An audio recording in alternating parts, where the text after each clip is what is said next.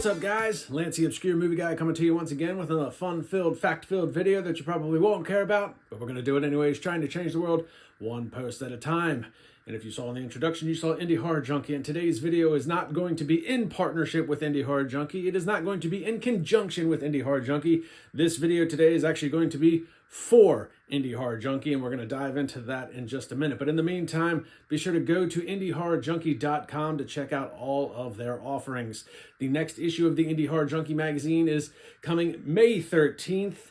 So be sure to go download the PDF for $5, or you can order a printable copy for $15 of the actual magazine. There's still advert slots available as well. $50 for a half-page slot, $100 for a full-page slot. So if you're an Indie Horror Junkie and if you've got a film, comic, CD, music, something of that nature you want to advertise in Indie Horror Junkie, email them at indiehorrorjunkie@gmail.com. Be sure to go over to the YouTube channel, like, subscribe, and comment to their YouTube channel. They've got a podcast every Wednesday night at 8 o'clock. New stories, new guests, new things to tell. And be sure to follow their Facebook groups, the Indie Horror Junkie Facebook group, the Indie Horror Junkie Film Festival, and then the Indie Horror Junkie Podcast group as well on Facebook. You can also follow them on Instagram.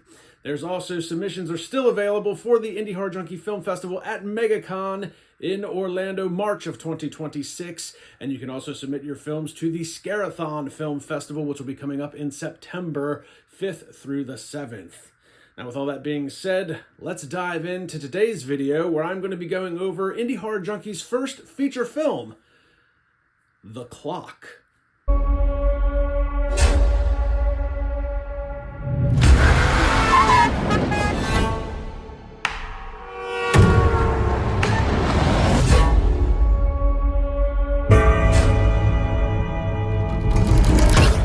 Isn't it beautiful?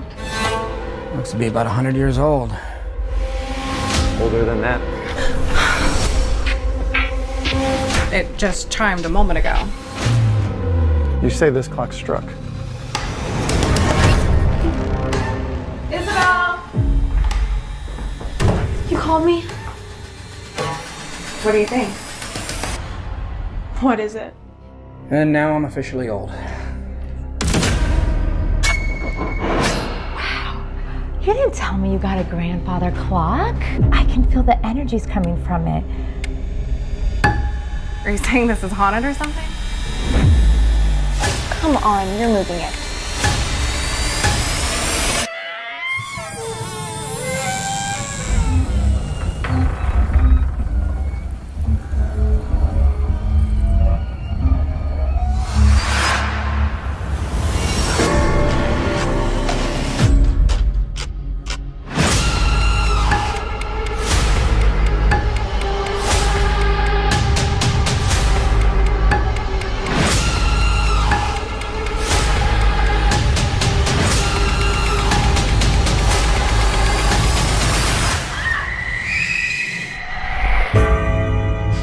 Speaking of the devil.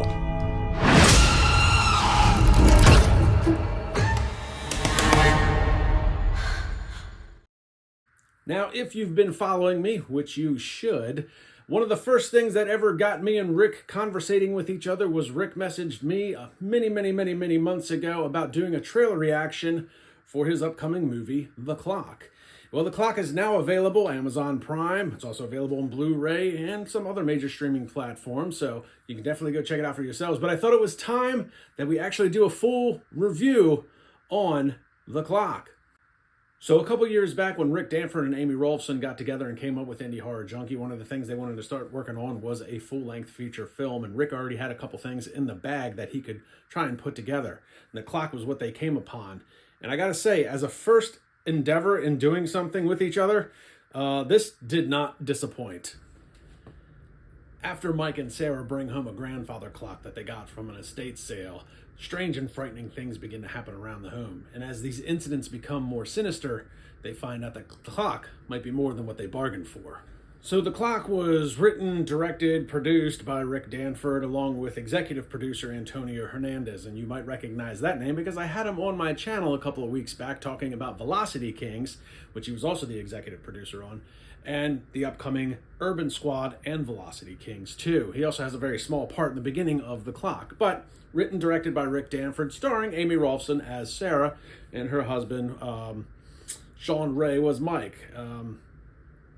So, really good cast, really good executive producer, really good writer, really good director. And I want to say, my famous saying, they did a lot with a little. Now, I'm not going to disclose what the budget was for this film. Rick's kind of kept that pretty close to his chest. If he wants people to know, he'll tell them. I do know what they spent to make the film, and it looks way better than what they paid.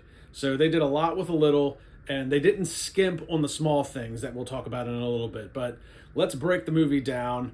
From a production quality standpoint, top notch. You don't know that you're looking at a small budget film. They didn't skimp on anything as far as visual graphics, special effects, even the opening and ending credits, which is what a lot of independent filmmakers skimp on. So there's no, it looks and feels a lot bigger production quality than what it is. As far as the acting goes, the acting's pretty spot on. I mean, Amy and Sean do a good job with screen chemistry. There's a bunch of other subplot characters in there that are Amy's friends and whatnot. They all did a very good job as well. You even have DeAndre Noir, if you remember me mentioning him from Velocity Kings. He's in the film as well. So the acting is very spot on. The production quality is very good. They didn't skimp on special effects, whether it be visual, practical, or CGI. It all looks really, really good. So props to them on that. Again, did a lot with a little. Another really cool thing about this film was the cinematography. They've got some really, really cool shots in this film. One of my favorite shots in this film is, and you'll see it's relatively early in the film, but like they're trying to get rid of the clock and they throw it in the bed of a truck and the truck takes off. And there's just a really good, actually I think you see it in the trailer as well. There's a really good shot of just like looking out the back of this truck over the top of the clock, and it just really ramped up the intensity and the manic state of which these people are in trying to get rid of this. Another cool thing was where it was actually filmed. It was filmed locally here in Florida. It was filmed at an actual haunted house. So that really helped kind of set the tone and the overall ambiance of the film, actually filming in this old haunted house as it would be. Really cool stuff. Really, really well done. So I don't want to come off as biased because I do a lot of stuff with Indie Horror Junkie and they've treated me very well. So I don't want to sound too cynical, but the movie is not without its problems. And haven't really talked to Rick too much about it, but I'm going to try and explain it to the best of my knowledge and to what I think the situation was. So to backtrack a little bit, The Clock is actually based off of an old audio horror story, like an old radio horror story that Rick listened to as a kid. If you order the Blu-ray, it's actually part of the Blu-ray extras, him talking about that, but he's also actually got the audio horror available to listen to the original Clock story on the Blu-ray as part of the extras. But that being said, it's from like the 40s or 50s, I think, something in that regard. So I think Rick tried to modernize this a little bit with some of the writing and some of the character interjection. Plus, I also think it's an audio short. So the runtime on the movie is about 1 hour and 20 minutes, and you needed to find something else to, one, modernize the story, and two, try and make some filler. So there is some things, like DeAndre Noir's character, I think was written in as a type of, to try and modernize it. He's kind of he's an online influencer, digital content creator, does stuff with, girls, videos and pictures and stuff like that of, not nefarious, but like adult content type stuff. So while the part itself wasn't acted out, and while the part was actually wasn't badly written into the story, it almost kind of conflicted with the original telling of the story. So like it felt out of place. Like, I feel like that character in those scenarios would work in a different situation. It just didn't work in this movie. But I feel like Rick probably wrote some of that in there to kind of modernize it, maybe appeal it to a broader audience, and try to stretch the film out a little bit. But that's really my biggest gripe with the movie. And it's, like I said, even though it's kind of a yin and a yang type situation, you know, oil and water, it doesn't really mix.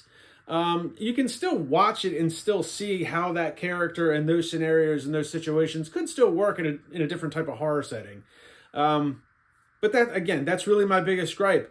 I've seen some of the reviews. I've seen the rating on IMDb, which is currently at a 3.4. I think that's really low for the quality of this film.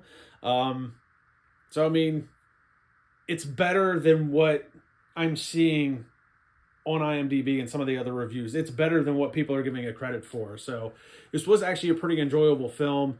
And again, the production quality, I like the fact that, and that part might be biased for me because I do know what the budget was, but when you watch it, it doesn't give the look or the feel of a low budget film, even though it is. And that says a lot to the resources that Rick can use and pull from and the people that he has working along with him. So, you know, Amy Rolfson, Antonio Hernandez, DeAndre Noir, Rick. I mean, that's a good bunch of people there, really able to do a lot with a little. And they did it again with Velocity Kings. And you know how much I enjoyed Velocity Kings. So props to them. This was their first endeavor. I think they did a really good job. Velocity Kings, while not necessarily a horror project, was another thing that was done by Rick. And Amy was a small part of that as well. And obviously Antonio Hernandez executive produced that as well. So it's a good group of people. They're doing bigger and better things.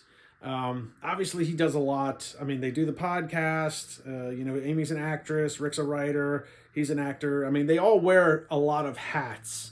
And they all wore a lot of hats on this film as well. So props to them. I highly recommend going to buy the Blu-ray because the Blu-ray extras alone are worth the investment in the Blu-ray. So you get the movie, plus you get all these cool extras, the filming location, the audio horror story, you know, some commentary. It's pretty cool.